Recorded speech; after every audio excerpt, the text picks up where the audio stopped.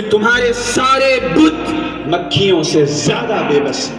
فرحان وسیم، میں ان سے گزارش کروں گا کہ وہ تشریف لائیں اور سیرت نبی کا مکی دور اس موضوع پر خطاب کریں۔ نحمده ونصلي على رسوله الكريم وعلى آله وصحبه أجمعين، أما بعد۔ صدر ذی وقار، حکم حضرات اور سامعین بزم، یہ تو نبی صلی اللہ علیہ وآلہ وسلم کی زندگی کا ہر باب اور ہر چیپٹر اسوہ کامل کی حیثیت رکھتا ہے۔ آپ صلی اللہ علیہ وآلہ وسلم کا ہر دور، خواہ وہ عہد طفولیت ہو یا عنفوان شباب، پیرانہ سالی کے ایام ہوں یا ضعف کا عالم، ہر دور زندگی کا ایسا پرفیکٹ نقشہ ہے کہ جس میں نہ کمی کی گنجائش ہے نہ اضافے کی گنجائش۔ یہ ایسا کامل و مکمل نقشہ ہے کہ ایام کے انقلابات اور حالات کے گزرنے کے باوجود اس پر کسی قسم کی بوسیدگی کی دھول نہیں پڑ سکتی۔ شاعر نے جب یہ شعر کہا تھا تو اس نے ہرگز مبالغے سے کام نہیں لیا تھا۔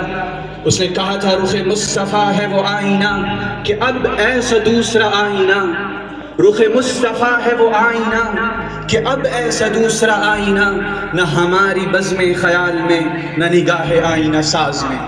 مگر سامعین کرام، آج اس بزم میں مکی دور کو موضوع خطابت بنانا ہے۔ یہ دور عمومیت میں خصوصیت رکھتا ہے۔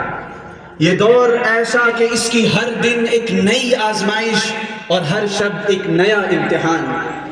ایسا سخت دور کہ مٹھی بھر اہل ایمان کو ایسی آزمائش سے جھنجھوڑ دیا گیا اور ایسی آزمائش سے دوچار کر دیا گیا کہ صحابہ جیسی مقدس جماعت جس کے ایمان کے لیول کی ہم گواہی دیتے ہیں، اسے یہ سوال کرنا پڑا، متی نصر اللہ، اللہ کی مدد کہاں ہے؟ اللہ کی مدد کب نازل ہوگی؟ اس سوال کو سامنے رکھیے اور صحابہ کے ایمان کے درجے کو سامنے رکھیے، آپ کو سمجھ میں آ جائے گا کہ مکی دور کس قدر پرخطر تھا۔ سامعین کرام، مکی دور نبوت کے آغاز کے ابتدائی 13 سالوں پر مشتمل ہے۔ ایک امی جسے پورا معاشرہ 40 سال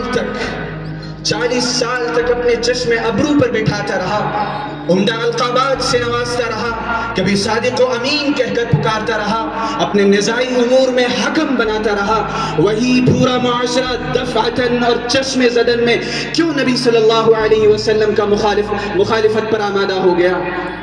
آخر وہ کون سا جرم تھا جو محمد عربی سے صادر ہوا؟ وہ ایک چھوٹا سا جملہ تھا، چند کلمات پر مشتمل چھوٹا سا جملہ جس کو آپ صلی اللہ علیہ وسلم نے ببانگ دغل اعلان فرمایا قولوا لا الہ الا اللہ تفلحوا، کہ اے اہل عرب، اے مشرکین مکہ، مان لو اللہ کی وحدانیت کا اعتراف اقرار کر لو، مان لو کہ اللہ کے سوا کوئی معبود نہیں، اور مان لو کہ تمہارے سارے بت مکھیوں سے زیادہ بے بس ہیں۔ یہ ایک چھوٹا سا مطالبہ تھا، ایک چھوٹا سا ریزولوشن تھا جو سر تاپا خیر تھا، جس کا استقبال کیا جانا چاہیے تھا۔ اور پھر آپ صلی اللہ علیہ وسلم نے مطالبہ ہی نہیں کیا بلکہ امید بھی دلائی، کلمۃ تقولونہا تملکون بہا العرب والعجم، ایک کلمہ ہے اگر تم پڑھ لو تو پوری دنیا تمہارے زیر فرما ہوگی، رومن و پرشین امپائر کی طرف سے تمہارے ہاتھوں سے اکھاڑے جائیں گے، نئی تہذیب کی بنیاد تم ڈالو گے، دنیا اپنے آنے والے سفر کو تمہارے زیر قیادت طے کرے گی۔ یہ چھوٹا سا مطالبہ تھا اور سرتاپا خیر تھا جس کا استقبال کیا جانا چاہیے تھا، مگر ستم ظریفی دیکھیے کہ پورا مکی معاشرہ آپ صلی اللہ علیہ وسلم کی مخالفت پر آمادہ ہو گیا، اور آزمائشوں کا وہ دور شروع ہوا کہ آج بھی سیرت کے صفحات پڑھتے وقت انسان کے جسم پر جھرجھری طاری ہو جاتی ہے۔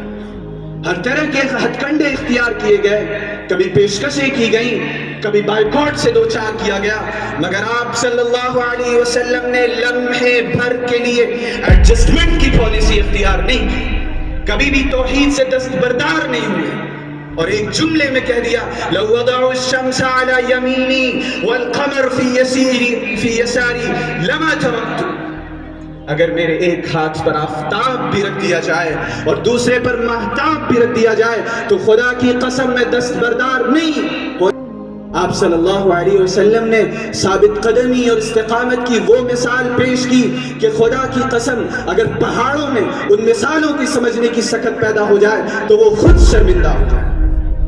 سامعین کرام، بہرحال نبوت کا یہ پھول کھلتا رہا، ایمان کی خوشبو پھیلتی رہی، آپ صلی اللہ علیہ وسلم کا ایک کارواں بنتا گیا۔ آپ صلی اللہ علیہ وسلم نے اس کارواں کی تربیت شروع کی، ان کی ذہنی اصلاح کی، فکری اصلاح کی، اعتقادی اصلاح کی، ہر طرح کے اندرون میں جتنی خرابیاں ہو سکتی تھیں اس کی پوری اصلاح کی۔ آپ نے تعلیم دی کہ ظلم کے مقابلے میں عفو کی روش اختیار کرو، آپ نے تعلیم دی کہ بتوں سے اعتقاد اٹھا کر اس تنہا اللہ پر اعتقاد کو رکھو جو سب کا پالنے والا ہے۔ آپ نے انہیں سائیکولوجیکلی اتنا مضبوط کر دیا کہ دنیا کے کسی طرح کا کوئی فتنہ ان کے سامنے ٹکنے والا نہیں تھا۔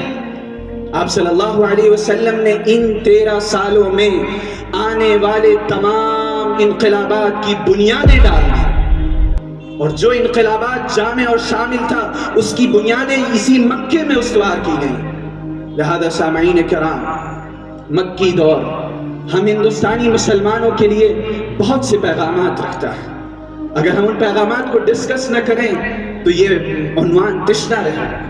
مکی دور سے ہمیں یہ پیغام ملتا ہے کہ ہم اپنے اعتقاد میں، اپنی اسلامیات میں کسی طور کیا لچک اور کسی طور کی دستبرداری سے گریز کریں۔ ہمیں یہ پیغام ملتا ہے کہ ہم اپنے برادران وطن کے ساتھ انہی اخلاق حسنہ کا مظاہرہ کریں جن کا آپ صلی اللہ علیہ وسلم نے اس وقت کے مشرکین کے ساتھ کیا تھا۔ وآخر دعوانا ان الحمد للہ رب العالمین۔ جزاک اللہ۔